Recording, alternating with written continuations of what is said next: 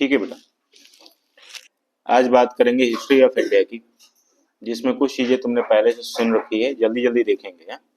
क्योंकि ये सारी चीजें शायद नोट कर रखी है। हिस्ट्री ऑफ इंडिया के बारे में बात करेंगे तो हिस्टोरिकल पीरियड 3 पार्ट में डिवाइडेड है। किसमें किसमें? 3 पार्ट में। कौन कौन से पार्ट के नाम बताइए? हाँ, पैलियोलिथिक, पैलियोलिथिक, मीजोलिथिक और नियोलिथिक। खास बात समझ रहे हो?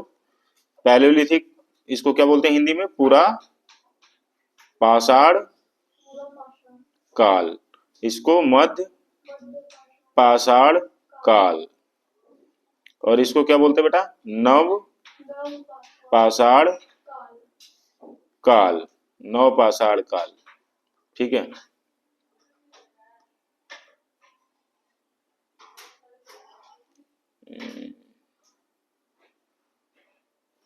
ठीक है, नव पाषाण काल। इस तरीके से इसमें बात हुई थी, बड़े बड़े पत्थर के औजार बनते थे, इसमें थोड़ा सा मध्यम आकार के कम हो गए थे, और शार्प इसमें थोड़े ब्लंट टाइप के।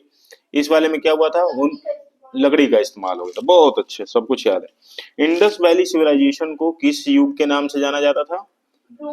हाँ, इंडस वैली सिविलाइजेशन को बेटा किस युग से? ब्रॉन्ज, है ना, ब्रॉन्ज एज सिविलाइजेशन बोला जाता था। इंडस वैली सिविलाइजेशन को ब्रॉन्ज एज का सिविलाइजेशन बोला जाता था, जिसे हिंदी में क्या बोलते थे? बोलो। हाँ, हिंदी में कांस्य युगीन। क्या बोलते थे? कांस्य युगीन। तुमने देखा होगा कि ये मेडल वेडल मिलते हैं, तो gold medal, silver medal, bronze medal होता है ना, तो ये सब चीजें।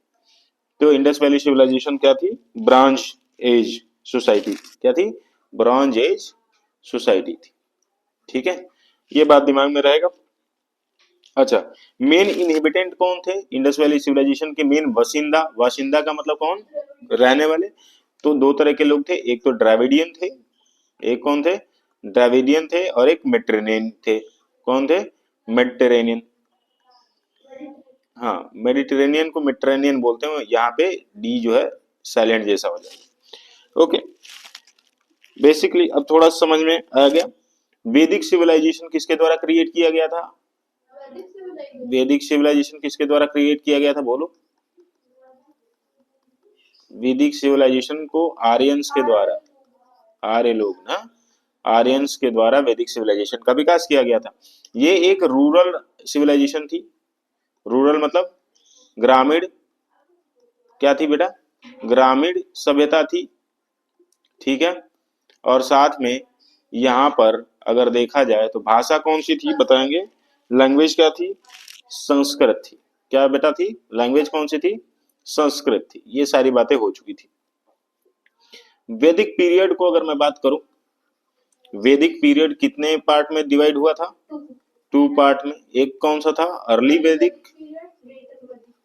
अर्ली वैदिक पीरियड, और लेटर वैदिक पीरियड। अर्ली वैदिक पीरियड और लेटर वैदिक पीरियड। ठीक है, ठीक है। Before the birth of Buddha, birth of Buddha, Buddha के जन्म से मतलब लगभग 500, बुद्ध का जन्म जो है लगभग 583 बीसी में हुआ था। तो बुद्ध के जन्म से पहले जो चीजें हैं वो किस चीज में डिवाइड हुई थी? 16 जनपदाज में। बात समझ आ रही? Before the birth of Buddha, before the birth of Buddha कितने जनपदाज में बताओ? 16 महाजनपदाज में पूरे चीज को, है ना, इंडिया को, पूरे इंडिया को डिवाइड किया गया था 16 महाजनपद में। क्लियर है? और क्या बताया गया था बताओ? बताओ भाई, और आगे क्या बताया गया था? हम्म 623 बीसी में बुद्ध का जन्म हुआ था। समझ रहे हो? 623 के आसपास बुद्ध का जन्म हुआ था। फेमस गार्डन ऑफ लुम्बिनी, है ना। अच्छा, तो यहाँ पर और आगे जब हम बात करते हैं तो ये महाजनपद जो है, महाजनपद 16 जनपद महाजनपद में हुआ था। उसके बाद चंद्रगुप्त मौर्य कौन था? देखो ये मौर्य राजवंश, ध्यान से समझना। मौर्यन डायनेस्टी का जो संस्थापक था, किसने एस्टेब्लिश किया, फाउंडर कौन था? चंद्रगुप्त। किसकी सहायता से? चंद्रगुप्त मौर्य। बात सुनिए, इन्होंने मौर्यन डायनेस्टी की नींव रखी और किसकी सहायता के? With the help of Chanakya. Chanakya क्या थे? उनके गुरु थे। चाणक्य को ही विष्णुगुप्त और कौटिल्य के नाम से जाना जाता है। कौटिल्य के नाम से जाना जाता है। किसके नाम से जाना जाता है? कौटिल्य। इन्होंने क्या दिया था, क्या लिखा था? एक फेमस किताब लिखी थी जिसका नाम था अर्थशास्त्र। क्या नाम था भैया? अर्थशास्त्र। अर्थशास्त्र के रचयिता कौन थे? बोलो। चाणक्य। बात समझ आ रही? इसमें राज्य को किस तरीके से प्रतिपादित किया जाए, किस तरीके से चलाया जाए, संचालन किया जाए, उसके बारे में बहुत सारी अच्छी जानकारियां मिलती है। फिर अगर मैं बात करूं इसी मौर्यन एम्पायर का, बात समझ आ रही? इसी मौर्यन एम्पायर का एक राजा हुआ जो कि बहुत महान हुआ, उसका नाम क्या है? अशोका। अशोका। बात समझ में आ रही? ये किस चीज के लिए जाने जाते हैं? तो अपने कलिंग युद्ध के लिए जाने जाते हैं। किस युद्ध के लिए? कलिंग युद्ध, जिसमें बहुत सारी महिलाओं ने क्या कर लिया था? कलिंग वॉर, जिसमें बहुत सारी महिलाओं ने क्या कर लिया था? जौहर कर लिया था, अपने आप को आग के हवाले कर दिया था। बात समझ में आ रही? ये चीज देख के जो अशोका द ग्रेट हैं, अभी तो अशोका थे, लेकिन ये चीजें देखी तो इनके मन में कंपैशन, करुणा, दया, ये सब आया। इसके वजह से अशोक किस चीज में बदल गए? अशोक ने बुद्ध धर्म को अपनाया, इसलिए अशोक बुद्धिस्ट बन गए। बात समझ में आ रही? अशोक क्या बन गए? बुद्धिस्ट बन गए, बुद्ध धर्म का पालन करने लगे, है ना। इन्होंने सत्य और अहिंसा, जिसमें अहिंसा परमो धर्म, बुद्ध क्या कहता है? बुद्ध धर्म में क्या शिक्षा मिलती है? अहिंसा परमो धर्म, है ना। अहिंसा को ही सर्वश्रेष्ठ धर्म बताया गया। बात समझ रही? और साथ में इन्होंने क्या किया? एक चीज और, बुद्धिस्ट बने और क्या किया बताओ? बुद्ध धर्म का जितने भी बुद्ध धर्म थे उसको संरक्षण दिया, पैसा, रुपया, है ना, ये सारी चीजें। और बुद्ध भिक्षुओं के लिए बहुत सारे स्थान बनवाए, गुफा बनवाए, ताकि वो साधना कर सके। तो एक प्रकार से संरक्षण प्रदान किया। संरक्षण प्रदान किया किसको? बुद्ध धर्म को। ठीक है, तो संरक्षण प्रदान किया इन्होंने। अशोका ने ही, इनके दो लड़के, एक हैं, एक लड़के का नाम है उनका, एक लड़की का नाम है संघमित्रा और लड़के का नाम है, कुछ याद नहीं आ रहा, एक मिनट।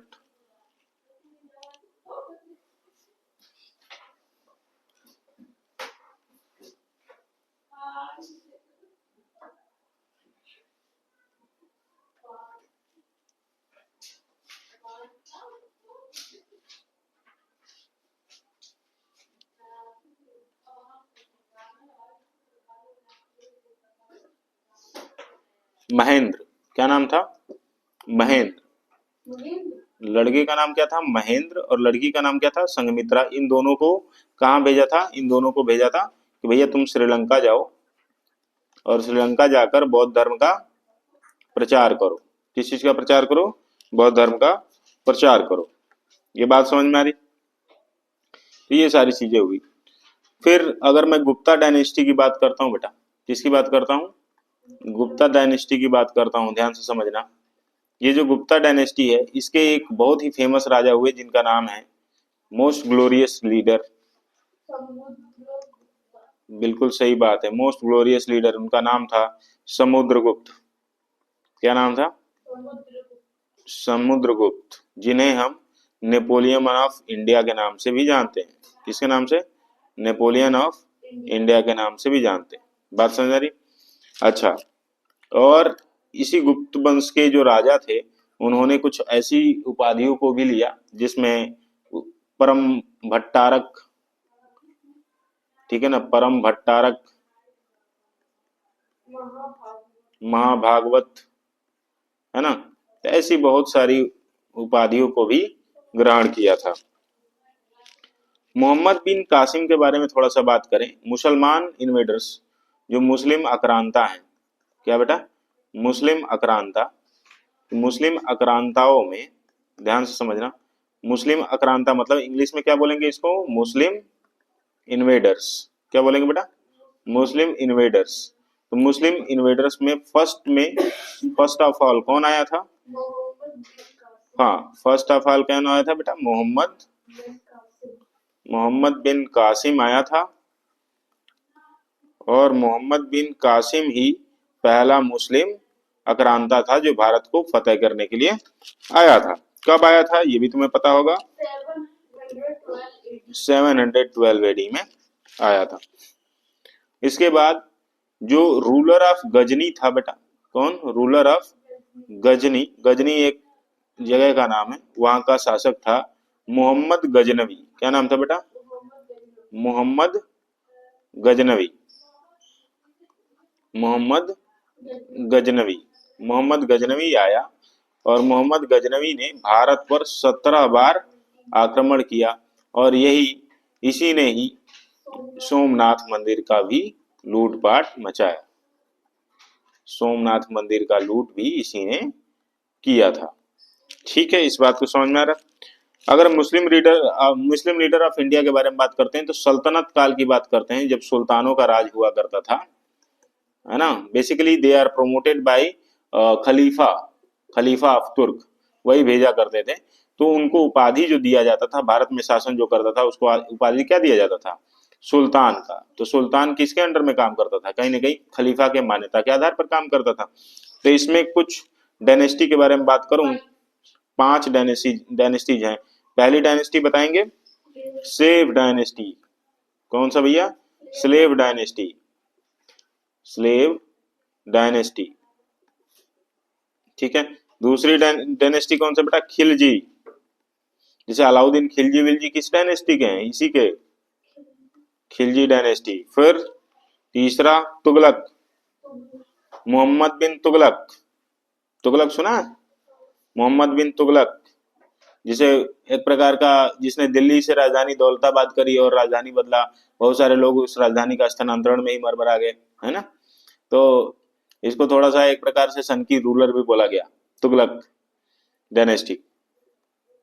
ठीक है, तुगलक डायनेस्टी। चौथा कौन सा बताओ? सैयद। कौन सा डायनेस्टी? सैयद डायनेस्टी। और पांचवा कौन था बताओ? लोधी डायनेस्टी। यही लास्ट वाला डायनेस्टी था, लोधी डायनेस्टी। कौन सा? लोधी डायनेस्टी। क्लियर है? इसी लोधी डायनेस्टी का एक इंपॉर्टेंट राजा था, क्या नाम था बेटा उसको बताओ? इब्राहिम लोधी। गलत बोल रहे हो। कौन था बेटा? इब्राहिम लोधी। इब्राहिम लोधी को किसने मारा? इब्राहिम लोधी को मारा नहीं, हराया। तो इब्राहिम लोधी किसके द्वारा हराया गया? बोलो बोलो भाई। Ibrahim Lodhi last ruler of Lodhi dynasty था और ये डिफीट किया गया किसके द्वारा? बाबर के द्वारा। किसके द्वारा? बाबर ने इनको हराया। बात समझ में आ रही? कब हराया? तो 1526 में बाबर ने हराया।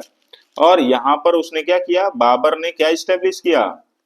बाबर ने इस्टेब्लिश किया मुगल एम्पायर। क्या इस्टेब्लिश किया बेटा? मुगल एम्पायर। बाबर ने मुगल एम्पायर यहां पर स्टेब्लिश किया। अच्छा, ध्यान देना कि यहां पर ये जो बाबर आया है, वो बाबर कहां से आया था? तो बाबर आया था फरगना अफगानिस्तान। कहाँ आया था? फरगना अफगानिस्तान। तो बाबर क्या था? विदेशी था। क्या था बेटा? विदेशी था। Most important ruler of Mughal dynasty कौन था? मुगल डायनेस्टी का सबसे महान राजा या महत्वपूर्ण राजा, महान क्या बोलेंगे, चलो ठीक है, महान भी था। तो मुगल डायनेस्टी का सबसे महान राजा कौन था बताएंगे? यह महत्वपूर्ण राजा कौन है जो कि सेंटर ऑफ अट्रैक्शन में रहा? तो उसका नाम है बेटा अकबर। क्या नाम था बच्चा? अकबर। बात समझ में आ रही? अकबर राजा था, ठीक है। और अकबर ने सुलह ई कुल, यूनिवर्सल पीस, अकबर ने सुलह ई कुल या यूनिवर्सल पीस की आइडिया को वकालत किया। मतलब कि यूनिवर्सल पीस का मतलब क्या होता है बेटा? वैश्विक वैश्विक सॉरी यूनिवर्सल पीस का मतलब क्या होगा? वैश्विक शांति, है ना। इसने किस तरीके का आइडिया दिया लोगों को कि भाई वैश्विक शांति होनी चाहिए, पूरे शांति के साथ जीवन यापन करना चाहिए। और इसने राजपूतों के साथ राजपूतों के साथ इसने क्या किया बेटा? राजपूतों के साथ साथ शादी वाला संबंध स्थापित किया। मैट्रिमोनियल, शादी वाला संबंध स्थापित किया, जिसमें एक जोधाबाई कही जाती है ना। जोधा अकबर सुना है? तो एक जोधाबाई कही जाती है ना रानी, तो अकबर की ही तो रानी थी। तो जोधाबाई कौन था? राजपूत ही तो थी। समझ गए? स्थापित किया। समझ आ रहा? ऐसी बहुत सारी रानियां थी, जो कि अकबर की बहुत सारी रानियां थी ना, तो उसमें एक जोधाबाई थी, जो कि महारानी का दर्जा उनको दिया गया था। उसके अलावा भी और कोई राजपूत के लड़कियों से उन्होंने शादी करी थी। विलियम हॉकिंस जो थे वो, देखो, जब अंग्रेज आने लगे तो वो सबसे पहले कहाँ आएंगे? यहाँ के राजा के पास ही आएंगे। तो जहांगीर एक ऐसे राजा थे, जहांगीर, लिखो भी, जहांगीर के कोर्ट में कौन आया था? तो सबसे पहली बार जहांगीर के कोर्ट में, बेटा याद रखना, विलियम हॉकिंस आया था। कौन आया था? William Hawkins. विलियम हॉकिंस किस लिए आया था तुम्हें पता है? यहाँ पर व्यापार करने की परमिशन मांगने के लिए आया था। बात समझ में आ रही? ये विलियम हॉकिंस कौन था? विलियम हॉकिंस पता है कौन था? एम्बेसडर था बेटा। क्या था? एम्बेसडर था। विलियम हॉकिंस कौन था? एम्बेसडर था। एम्बेसडर का मतलब समझते हो? राजदूत। क्या था बेटा? राजदूत था, राजा का दूत था। किस राजा का? तो विलियम हॉकिंस तो एम्बेसडर था, तो किस राजा का एम्बेसडर था? तो बेटा उनके राजा का नाम था, बताओ क्या है, पता है कुछ? James first. James first. ये क्या थे? King of England. उस समय क्या है? King of England. तो जेम्स फर्स्ट का संदेश लेकर ये विलियम हॉकिंस कहाँ आया?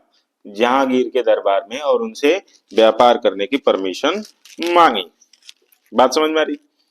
तो यहां पर सबसे पहला नंबर, थोड़ा सा और बात समझनी है कि भारत में आने वाले भारत में आने वाले विदेशियों की विदेशियों आने वाले विदेशियों का क्रम। समझ आ रहा? या क्या लिखेंगे बेटा इसको? अंग्रेजी में लिखोगे तो क्या लिखोगे, बताओ बच्चा? Chronological order of arrival of foreign traders. क्या लिखेंगे? Chronological order of arrival of foreign traders in India. Bharat में है ना, विदेशी व्यापारियों के आने का समय अनुसार क्रम। अब सबसे पहले कौन आया पता है तुम्हें? सबसे पहले भारत में विदेश करने के लिए कौन आया पता है? पुर्तगाली। कौन आया? पुर्तगाल। पुर्तगाल के व्यापारी आए। समझ गए? फिर उसके बाद कौन आया बेटा? उसके बाद बताओ कौन आया? इंग्लिश। इंग्लिश का मतलब अंग्रेज। अंग्रेजों भारत छोड़ो, अंग्रेज। फिर तीसरे नंबर पे कौन आया बताओ? बोलो, तीसरे नंबर पे कौन आया? डच। कौन आया बेटा? डच। चौथे नंबर पे कौन आया? बोलो भाई, चौथे नंबर पे कौन आया? डचों के बाद कौन आया? फ्रेंच। कौन आया बेटा? फ्रेंच है। डच के बाद कौन आया? फ्रेंच है। क्लियर है? तो सबसे पहले पुर्तगाली, और उसके बाद अंग्रेज, फिर डच, और फिर फ्रेंच है। ये बात समझ में आ रही? पुर्तगाली, अंग्रेज, डच, फ्रेंच। अच्छा, ठीक है। तो यहां से समझ लो थोड़ा सा इसका शॉर्ट फॉर्म कैसे याद रखेंगे? PEDF। अभी तक तो PDF पढ़ते थे ना, अब क्या पढ़ोगे? P फॉर पुर्तगाली, E फॉर अंग्रेज इंग्लिश, D फॉर डच और F फॉर फ्रेंच। अगर मैं बात करूं तो अंग्रेज जो आए तो बेटा इनका जो पहला गवर्नर जनरल हुआ वो कौन हुआ? First governor general. ये सब याद करना एकदम बढ़िया से।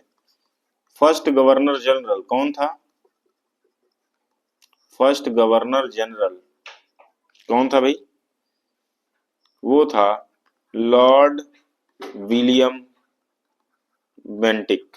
कौन था बेटा? Lord William Bentinck.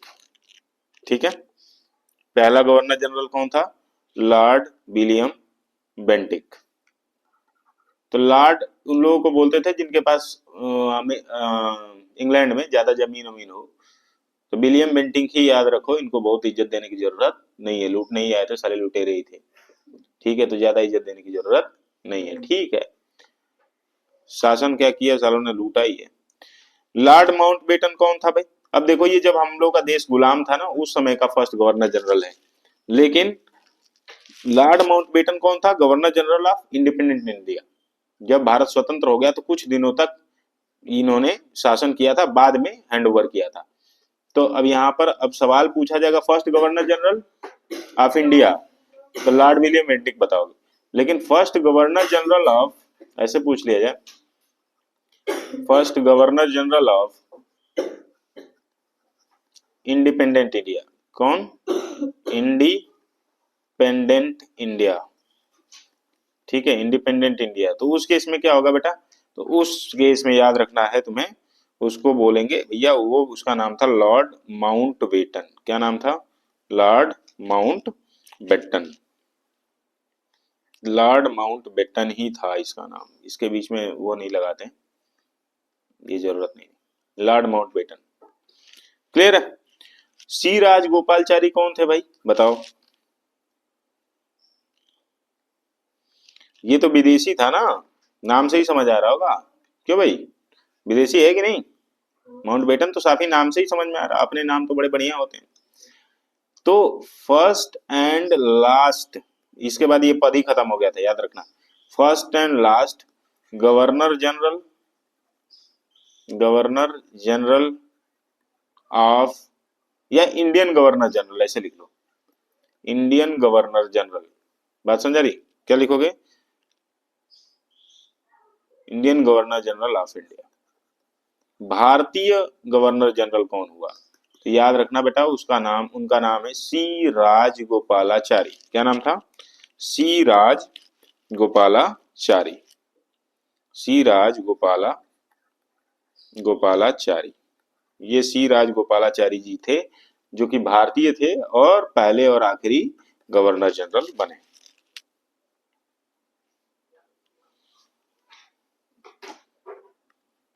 ठीक है, बात समझ में आ रही?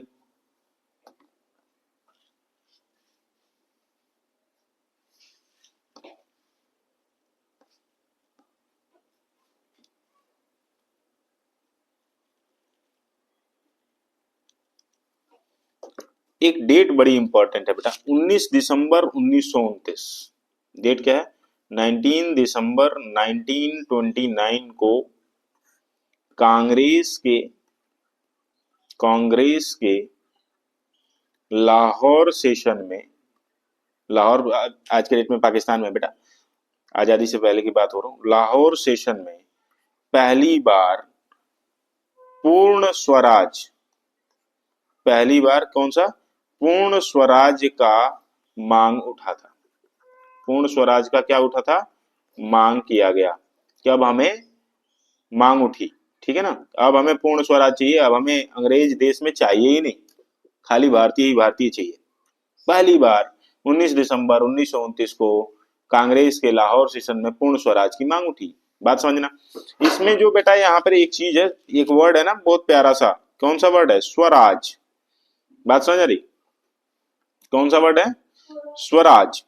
तो ये जो स्वराज शब्द है, बात समझ में आ रही? ये स्वराज, हालांकि स्वराज लिखना चाहिए, हमारे को स्वराज्य लिख दिया है, तो इसको क्या लिखना चाहिए? स्वराज। तो ये जो स्वराज शब्द है किसने दिया, तो बेटा याद रखना ये स्वराज शब्द जो दिया था, याद रखेंगे, स्वामी दयानंद सरस्वती ने दिया था। किसने दिया था? स्वामी दयानंद सरस्वती ने दिया था। किसने दिया था? स्वामी दयानंद सरस्वती ने दिया था। तुमसे पूछा जाएगा कि पूर्ण स्वराज की मांग उठी, कहां से उठी, तुम बताओगे लाहौर सेशन, कांग्रेस का लाहौर सेशन कब हुआ? 19 दिसंबर 1929। बहुत जरूरी है, ठीक है, ठीक है। ब्रिटिशर्स के द्वारा बहुत ज्यादा यूज किए जाने वाली पॉलिसी थी डिवाइड एंड रूल। उसको हिंदी में क्या बोलते हैं? बांटो और राज करो। क्या बोला जाता है? बांटो और राज करो। तो ब्रिटिशर्स कौन सी पॉलिसी का यूज करते थे? हम लोग को बेवकूफ बनाने के लिए, भारतीयों को बेवकूफ बनाने के लिए कौन सा पॉलिसी यूज करते थे? Divide and rule. तुम तो नहीं करते हो अपने दोस्तों के साथ? हिंदी में क्या बोलेंगे इसको? बांटो और राज करो। बांटो और राज करो। तो जो बट जाता है उसके ऊपर दुनिया राज करती है। बटोगे नहीं तो कटोगे नहीं। देखो आज के डेट में वो राजनीति वाले लोग बोल रहे हैं कि बटोगे नहीं तो कटोगे नहीं, बटोगे तो कटोगे, है ना? वो भी सही है, नहीं नहीं लगा दो तो भी ठीक है, बटोगे नहीं तो कटोगे नहीं, तो भी ठीक है? हाँ, वो भी ठीक है भाई। बच के रहो, कहने का मतलब आपके परिवार में ही फूट पड़ जाए, पड़ोसी दबा के मारेगा। समझ रहे हो कि नहीं? अगर सारे भाई भाई एक साथ रहोगे, प्रेम से रहोगे, किसी की औकात नहीं होगी तुम्हें आंख दिखाने की, है कि नहीं? तो इकट्ठा रहने में तो फायदा होता ही है और रहना ही चाहिए। तो यहाँ पे याद रखें, इंडियन नेशनल कांग्रेस जो है बेटा, जो कि आज के डेट में भी हमारे पास है अभी थोड़ा उसका स्वरूप बदल गया है, लेकिन इस पार्टी ने आजादी के लिए, जो कि गांधी जी के नेतृत्व में शुरुआत में, हालांकि गांधी जी ने अध्यक्षता एक बार सेशन में की है, बाकी पॉलिटिकली बहुत ज्यादा एक्टिव वो रहते थे, पीछे से रहते थे, फ्रंट पे तो नहीं रहते थे। तो इंडियन नेशनल कांग्रेस की स्थापना किसके द्वारा फाउंडेड हुआ? तो बेटा याद रखेंगे, it is founded by A O Hume. किसके द्वारा फाउंड हुआ? A O Hume. और किस में? 1885 में। नोट करेंगे 1885। कहां पर? इन बॉम्बे। कहां पे? उस समय मुंबई नहीं होता था, उस समय क्या होता था?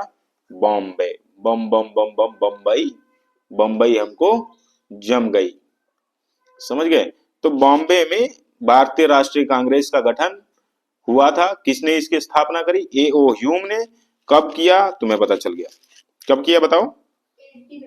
1880। बात समझ में आ रही? इस समय ये बताओ कि इस समय वायसराय कौन था? इस समय वायसराय कौन था? बात समझ आ रही? जब, ध्यान से समझना, जब रानी ने, मतलब जब कंपनी का शासन खत्म हुआ तो शासन किसको हैंड ओवर हो गया, या शासन किसने अपने हाथों में ले लिया? विक्टोरिया ना, रानी विक्टोरिया, क्वीन विक्टोरिया, मतलब कि ब्रिटेन की जो रानी थी उनका शासन, क्वीन का शासन हो गया। क्वीन का शासन हुआ तो गवर्नर जनरल के पोस्ट को खत्म करके वायसराय का पोस्ट बना दिया गया। बात समझ रही? और उस समय वायसराय कौन था? तो उस समय का वायसराय जो था बेटा, याद रखना, लॉर्ड डफरिन था। कौन था? डफरिन थे। डफर इन, डफर इन, ऐसे याद रखें। हालांकि डफर तो नहीं होंगे, चालाकी लोग थे कि हमको लूट के ले गए दबा के। तो लॉर्ड डफरिन थे बेटा। वायसराय कौन था?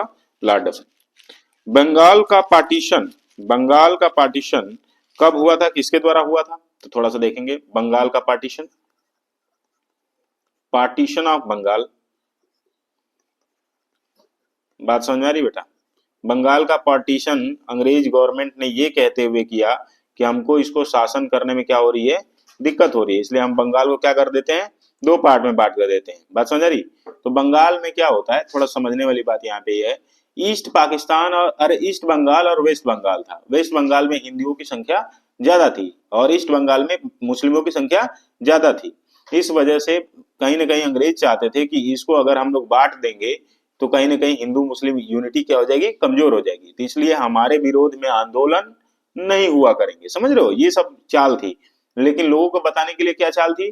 तो लोगों के बताने के लिए चाल ये थी कि भैया हम चाहते हैं कि वहां पर प्रशासन, बड़ी आबादी होने की वजह से वहां हम ठीक से प्रशासन नहीं कर पा रहे हैं, तो फॉर एडमिनिस्ट्रेटिव ईज, है ना, हम क्या कर रहे हैं कि बंगाल का विभाजन करना चाहते हैं। तो पार्टीशन ऑफ बंगाल कब हुआ याद रखेंगे, याद रखो बेटा 16 अक्टूबर, कब बेटा 16 अक्टूबर 1905, कितना 16 अक्टूबर 1905, जिसका पूरे देश भर में क्या हुआ, प्रोटेस्ट हुआ, विरोध हुआ बेटा, बहुत भयंकर विरोध हुआ। और सारे हिंदू मुसलमान आपस में क्या करने लगे, एक दूसरे के हाथों पर राखी वाखी बांध के अपनी भाईचारे को दिखाया। और फिर 1911 में दिल्ली दरबार लगा, क्या लगा बेटा 1911 में दिल्ली दरबार लगा, क्या लगा दिल्ली दरबार लगा। और ब्रिटेन के राजा है ना जेम्स प्रथम आए, और जेम्स प्रथम आए और उसके बाद उनके सामने भी बहुत ज्यादा विरोध प्रदर्शन किया गया बंगाल के विभाजन को लेकर। तो उस दौरान 1911 में फिर से बंगाल के विभाजन को क्या कर दिया गया, कैंसिल कर दिया गया, निरस्त कर दिया गया, क्या कर दिया गया बेटा, निरस्त कर दिया गया, कैंसिल कर दिया गया। तुम कहानी समझ रहे हो ना। और जब निरस्त हो गया तो निरस्त होने के बाद क्या किया गया कि बंगाल में से ही कुछ प्रांतों को अलग कर दिया गया। अब उस तरीके से नहीं काटा गया, उसी बंगाल से क्या निकाल दिया, सॉरी उसी बंगाल से क्या निकाल दिया बेटा, उसी बंगाल से कुछ चीजें निकाल दी है, जिसमें उड़ीसा का पार्ट निकाला और कुछ पार्ट बिहार का भी निकाल दिया। क्या निकाल दिया, कुछ पार्ट बिहार का और कुछ पार्ट उड़ीसा का निकाल दिया। यहां से कुछ कहानी बना ली इन्होंने। आगे देखेंगे थोड़ा सा और। गांधी जी जो है कहां रहा करते थे बताओ, अफ्रीका में ना 1915 के दौरान। तो देखा जाए तो 1915 में गांधी जी कहां से आए, गांधी जी रिटर्न हुए कहां से, अफ्रीका से। तो Gandhi ji return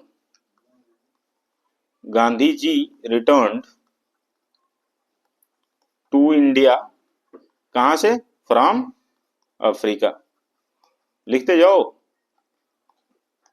Gandhi ji return to India from Africa. बात समझ में आ रही। तो 1915 से लेके 1947, कितना 1915 से लेके 1947 तक, समझ गए, बात समझ में आ रही। तो इस चीज को हम क्या बोले जाते हैं बेटा, हिस्ट्री का गांधीयन इरा बोला जाता है। क्या बोला जाता है, एक पूरा युग ही इनके नाम कर दिया गया, गांधीयन इरा, गांधीयन इरा या गांधी जी का युग, गांधीयन युग या गांधी का युग बोलते हैं। क्या बोलते हैं, गांधी का युग। 1915 से लेके 1947 तक गांधी जी पूरे भारतीय राजनीति में छाए रहे, बहुत ज्यादा दबदबा था इनका, समझ में आ रहा है। और भारत ने आजादी कब पाई, तो तुम्हें सबको पता है 15 अगस्त 1947 को भारत की आजादी मिली अंग्रेजों से, यहां से अंग्रेज फाइनली विदा हुए। Popular freedom fighter of Indian national movement अगर मैं बात करूं तो इसमें सबसे पहला नाम आता है महात्मा गांधी का, सुभाष चंद्र बोस का, श्री भगत सिंह जी का, है ना, चंद्रशेखर आजाद का, जवाहरलाल नेहरू भी थे, है ना, सरदार वल्लभ भाई पटेल थे, अशफाक उल्ला खां थे, बटुकेश्वर दत्त थे, राजगुरु थे, सुखदेव थे, ऐसे बहुत सारे लोग हैं। ये सारे लोग इतने अच्छे थे, इन सब का नाम लिया जाए तो अभी बहुत सारा नाम देना बाकी है। अभी तो कुछ प्रमुख चेहरे हैं, कितने लोगों ने कितनी सारी, गांव के किसान, गांव के मजदूर, है ना, कितने वकील, कितने मास्टर, कितने पढ़ने लिखने वाले बच्चे, कितने स्कूली बच्चे, सबने अपना योगदान दिया। सबका नाम लिया नहीं जा सकता, लेकिन सबको धन्यवाद दिल से दिया जा सकता है। बहुत सारे लोग थे इस देश को आजाद कराने में बेटा। इसमें ना कोई हिंदू और मुसलमान वाली बात नहीं थी, हिंदू मुसलमान सिख ईसाई पंजाबी उड़िया ये सब बंगाली, ये सबसे मतलब नहीं था। सारे लोगों ने एक साथ मिलकर ये की थी, है ना, सबको इसका क्रेडिट गया। अगर बात करें तो बांग्लादेश थोड़ा सा समझ लो। फिर देश के आजाद होने के बाद बांग्लादेश का भी पार्टीशन हुआ। तो बांग्लादेश कब बना बताओ, तो बांग्लादेश बना था बेटा 1971 में, जिसमें उस समय की आयरन लेडी हमारी पीएम, उनका नाम था श्रीमती इंदिरा गांधी जी। श्रीमती इंदिरा गांधी जी का बहुत बड़ा रोल रहा, और उन्होंने अपनी कूटनीति से और भारतीय सेना का यूज करके बांग्लादेश को बना दिया और पाकिस्तान को करारा जवाब दिया। पाकिस्तान का ही पार्ट था ये बेटा, इसको ईस्ट पाकिस्तान बोला करते थे। क्या बोलते थे, पूर्वी पाकिस्तान। उस पूर्वी पाकिस्तान को तोड़ के क्या बना दिया, बांग्लादेश बना दिया। और उस समय भारत का दबदबा पूरे मिडिल ईस्ट में, पूरे एशियन कंट्रीज में एक जबरदस्त तरीके से आया कि भाई कमाल है। अभी अभी ये तो देश आजाद हुआ 1947 में, और उस देश ने लीडिंग भूमिका निभाई बांग्लादेश के फॉर्मेशन में। तो इंदिरा गांधी जी ने कमाल का काम किया था इस चीज के लिए, तो भाई भूरी भूरी प्रशंसा है। तो ये बात जो कहने वाले लोग हैं कि भारत की या परिवार का मुखिया या देश का मुखिया कोई औरत नहीं हो सकती, ये भाई गलत हो गई यहाँ पर। इंदिरा गांधी जी ने दिखाया कि परिवार का या देश का मुखिया महिला होते हुए भी बहुत अच्छे अच्छे काम हो सकते हैं। हालांकि कुछ गलत काम भी हुए जिसमें इमरजेंसी जैसी चीजें बार बार लगाई गई और बहुत सारे रूलों की धज्जियां उड़ा दी गई, वो सारी चीजें भी हुई, लेकिन फिर भी जो अच्छा है वो अच्छा है, जो बुरा है वो बुरा है। आज के लिए इतना ही, मिलते हैं